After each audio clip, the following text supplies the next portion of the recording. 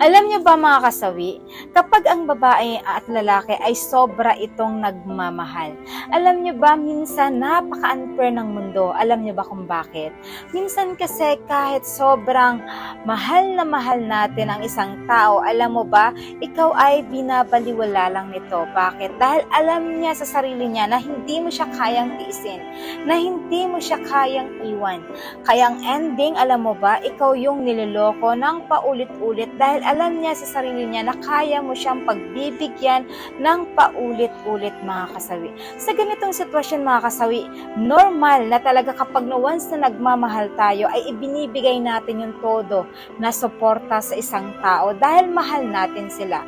Pero sana kapag once na niloko ka ng isang beses, dalawang beses, alam mo ba, enough na ito para sukuan mo siya. Kasi lahat naman tayo sa umpisa hindi natin malalaman na ganito pala yung ugali ng isang